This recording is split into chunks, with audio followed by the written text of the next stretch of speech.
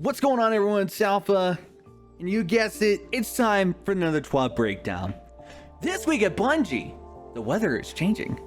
You feel that? A slight chill in the air? It's time to prepare for a colder climate, Guardians. Europa has no sympathy on prepared guests. What? No unsympathy for unprepared guests. Come on, Buggo, please. Swear to God. You might want to come with a weapon or two because frigid storms aren't the only danger to be found here. Don't be afraid though. An old friend will be awaiting for your arrival. Let's take a look. What have you seen out there? Look beyond the frozen wasteland.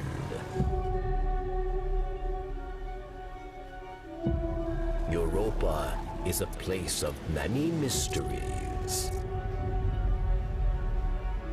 Do not lose your way. We all come to this moon looking for answers. What do you hope to find here?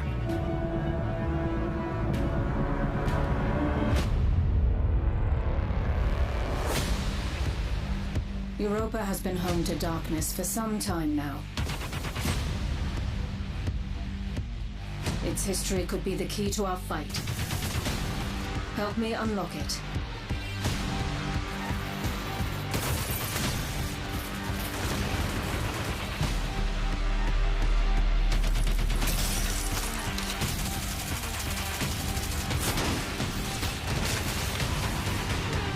The deepest secrets of Europa are now within our grasp.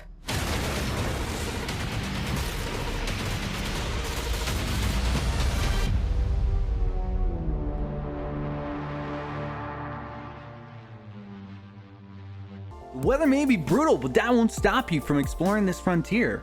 Take a look at the map of Europa and be sure to check out our most recent weather forecast. Now, I don't know if you guys have seen this. This shit is massive! Massive, I tell ya!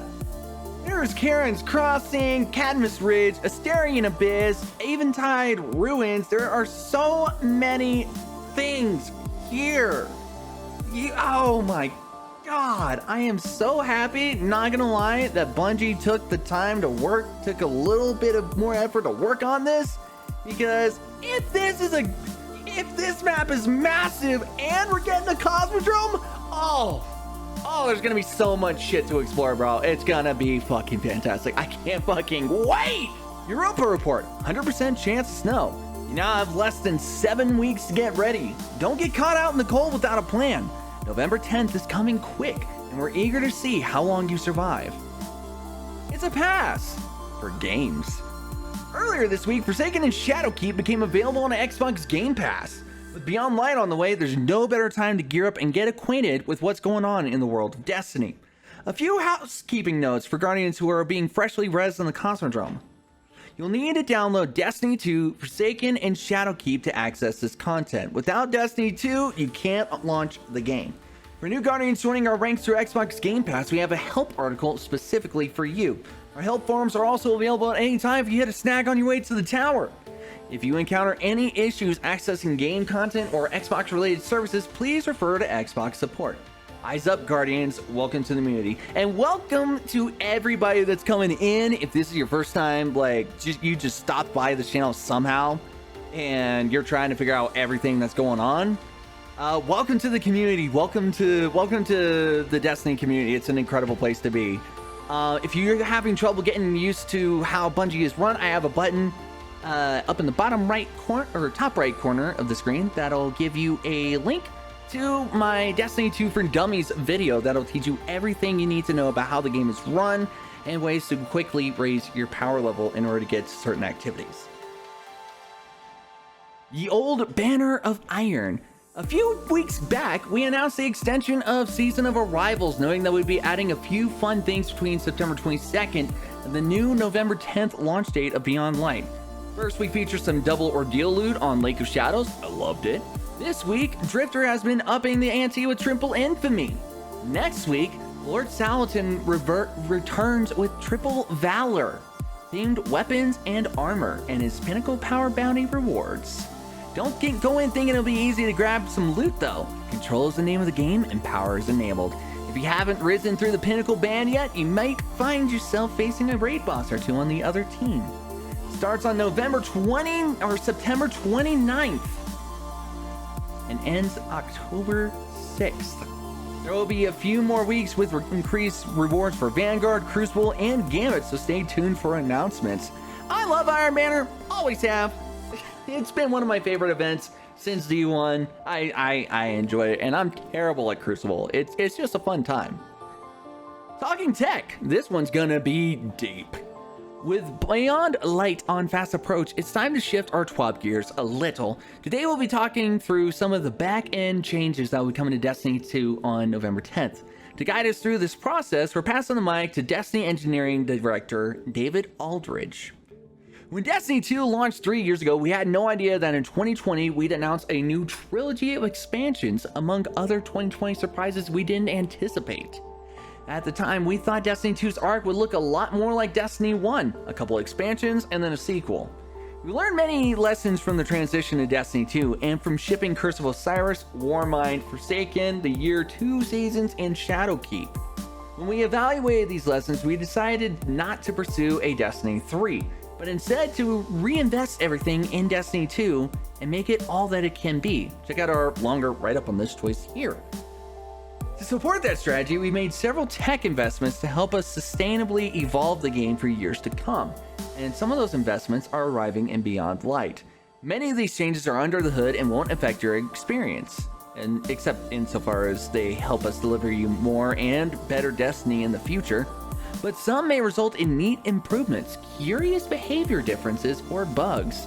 That means that on November 10th, some places and things will feel a little bit like sliders. Only 90s kids will get this. It was a good time. So we'd like to give you a rundown on some of the changes and possible side effects. We shifted our mission scripting model to run on the physics host instead of the mission host. More details on the split here. In the long run, this change will give the designers options to create more novel mission mechanics by giving the mission scripting environment full access to the game state. Whoa, wait. No! Instead of the much more limited access the mission host had. For example, the physics host knows exactly where enemy combatants are and what actions they've recently performed, while the mission host only knew how many combatants were alive in a squad and what that squad was generally trying to accomplish. In Beyond Light, we're only launching the foundations of the system, and we look forward to evolving and leveraging it in the future. What you might notice. The new scripting environment changed many behaviors in complex ways, and you may see interesting behavior changes or bugs in pre-Beyond Light missions, and public events and similar that were originally built and tested on the previous system. We've tested these missions heavily and stamped out many bugs, but some will undoubtedly slip through. We'll be monitoring and fixing remaining bugs over time. In some cases, the issues were more severe. For example, they caused the Prophecy Dungeon to be unavailable temporarily. I remember that. We're all excited for its triumphant return, slated for the end of this year. Can't wait for that. One other cool new feature in this area is face-to-face joins in social spaces. So you can now fire team with power friends without a long tower reload. That is actually freaking nice. I love that. We revamped our content building and patching pipeline for speed and install size. Holy hallelujah! With the tremendous size of Destiny, our complete shippable content builds were frequently taking north of 24 hours.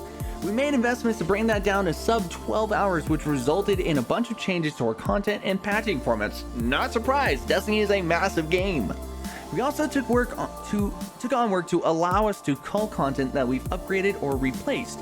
Our previous patching system had limited capabilities here due to trying to minimize patch sizes and other constraints, and the current Destiny 2 install has a significant amount of created dead content. For example, assets in the base install that were replaced in later patches. What you might notice, due to all these changes, Beyond Light will be a full re-download on all platforms. We know this will be painful for those with slower or metered internet connections, and we're sorry about that. To help mitigate this, we're planning to enable Beyond Light preload sometime in the evening of November 9th Pacific time, which should help give everyone at least 10 hours to download before the gates open. Destiny 2's install size shrinks by 30 to 40%. due to a combination of culling unused or replaced content, install size optimizations, and moving some content to the Destiny content vault. Destiny 2's install size will shrink to between 59 and 71 gigabytes, depending on your platform, a reduction of 30 to 40%. These improvements should also help us control install size better in the coming years. We hope to use these much faster builds to accomplish two things: help us ship mission critical fixes faster when game breaking bugs arise, hallelujah, reduce our overall ship pipeline depth, enabling us to work on Destiny releases closer to their ship dates, so we can react to fresher information about what's happening in the live game. For example, historically each of our seasons has had to get deep into production before the preceding season launched, preventing us from reacting to learnings from that preceding season. These tech improvements should give us 1 to 2 more weeks of flexibility on a seasonal scale, helping us pivot more quickly in some cases, which is a thank God moment, because Season of the Beaver! That's all I'm gonna say. That's all I'm gonna say. On top of that, anytime, I have a bunch of new Guardians coming into my stream or reacting to videos on the channel, and all of them have one big complaint, is that it takes forever to download Destiny. The fact that they're working to mitigate this and kind of make it a little easier is fucking amazing, and I'm so happy that it's not going to deter more Guardians away from joining the fight. We rebuilt our character face system. Oh my. We know that how your Guardian looks is important to you, and we've long wanted to add more player customization to Destiny. Our original system for player faces had some combinatoric content authoring problems. For example, every decal had to be authored completely custom for each player face permutation. This prevented us from extending this area of the game with more content and features.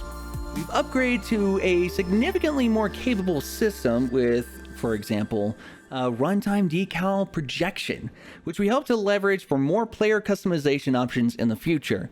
As part of this process, we reviewed the existing player models with our diversity committee and employee resource groups in the studio to make small tweaks to existing player heads. We're also building a list of Guardian face shapes we should bring into the game in the future in order to increase Guardian diversity in Destiny, with a long-term goal of enabling everyone to imagine themselves as their Guardian. What you might notice, the Guardian's face may look a bit different, which is, I like this, it's really cool. We relit portions of EDZ and Nessus. During the early stages of Beyond Light production, the Lighting and Skies team had a desire to provide a visual refresh to the 2 remaining D2 Year 1 destinations, EDZ and Nessus, as they enter their 4th year in rotation. To that end, the teams performed relights and global lighting updates to a number of locations on both destinations. What you might notice, different lighting on existing destinations. The changes are intentional and are meant to bring the visual quality of these spaces up to our current lighting standards, while providing a fresh coat of paint for some of our Year 1 locations. We hope you enjoy these updates to some familiar locations when you explore EDZ and Nessus this November. We're excited to leverage these improvements to redouble our efforts on Destiny 2, and we aim to make Destiny 2 still feel like your home away from home. Thanks, David Aldridge. P.S. Congratulations on making it to the end of this long and nerdy love letter. If your passion for all things Destiny tech is not yet spent, you may enjoy the Reddit AMA that Destiny engineering manager Chris Kasanovich and I did a couple months ago. Did you say more emblems? Beyond Light isn't just bringing Europa into the fold, it's also bringing many pieces of loot. This year, we're refreshing a couple of community emblems for you to hunt. Whether it be fashion, art, movie of the week, or the Bungie bounty, we have some new swag to hopefully catch your eye. I'm personally giddy that we have 7 total community emblems to show off. There's just something about that number that we love so much. These are actually looking really snazzy. I'm not gonna fucking lie. Shadowkeep variants for each emblem will be available through November 10th. There will be a few final chances to earn them before the new hotness becomes available. Stay tuned. We'd also like to take a moment to celebrate our community volunteers. If you've ever visited the help forum, you may have noticed some members answering questions and linking players to general help articles and Bungie authored troubleshooting methods. These are the mentors, the white gloves of our community, dedicated to lending a helping hand to any player trying to get back into the game. Our moderators, however, are referred to as ninjas. They work in the shadows, removing bad actors from our forums whenever the code of conduct is broken. You may see one every so often in the forums replying to threads, but their work is behind the scenes. As of late, we've also been receiving some help from community moderators during Bungie live streams. Whether they be Bungie bounties, charity initiatives, or whatever reason we decide to broadcast, these individuals are helping to keep chat a bit cleaner. Join us in welcoming Shields to the fold of our community moderation teams. Each volunteer group would be receiving a new emblem this year. While it might seem like a minor gesture, we hope that you join us in giving them thanks whenever you see these emblems in the wild. And these, I think this is really cool that they're all doing this. It's just a little thank you to people in the community. I don't think there's a game development company or a game creation company out there that cares as much about their community as Bungie does. If you do know of one, leave it in the comments, because I think Bungie's top tier. If you're wondering, how do I become a volunteer? Our members are all community sourced. If we see you helping out in the forums frequently or just having a good time in chat while upholding our code, we may reach out to see if you'd like to team up. That said, don't do it for the emblem. Do it out of the kindness of your heart and for the betterment of our community. The emblem is just a little treat. Support specialists. This week was a fun one. A new hotfix arrived at our door and Xbox Game Pass kicked off in a spectacular fashion. Destiny player support is here with vital information on what issues have been found and what troubleshooting methods are available. This is their report. Xbox Game Pass. Earlier this week, Destiny 2 Forsaken and Destiny 2 Shadowkeep became available for Xbox Game Pass subscribers to download and play through the Xbox Game Pass. Xbox Game Pass members will continue to be able to access these Destiny 2 expansions if their Game Pass membership is maintained. For more information, please visit our Destiny 2 on Xbox Game Pass guide. Resolved issues. Below is a list of issues that have been resolved with hotfix 2.9.2.1 on September 22nd. The refurbished Black Armory shader now drops 100% of the time when dismantling Black Armory refurbished weapons acquired from completing Forge ignition activities. Fix the crash that could occur when too many arrows were shot into a Titan's barricade. Okay, that's a thing. For a full list of emergent issues in Destiny 2, players can review our known issues article. Players who observe other issues should report them to our help forum.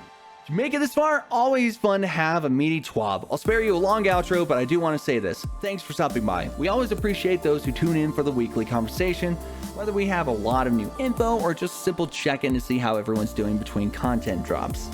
That's all the lost is on the way. It's almost time to get spooky. Stay tuned for tricks and treats, because they'll be coming soon. Cheers, DMGO4. And that wraps up this week's Destiny TWAB breakdown. I'm not sure if I'm going to upload this the same day as the TWAB came out, or if I might upload it the day after. It has been a past rough couple of days for me. Just trying to keep my sleep schedule intact and trying to stay on top of YouTube and all the content. It's a lot of work that I'm starting to take on for myself, but honestly, I feel so fulfilled doing this and I enjoy it. So if you guys enjoyed everything that went into this, please hit the like button. If you want to see more, hit subscribe. And also check out all my other Destiny 2 items in the top left or top right corner. As always, thank you all so much for watching, and I will see you all in the next video. Much love, peace out, and bye.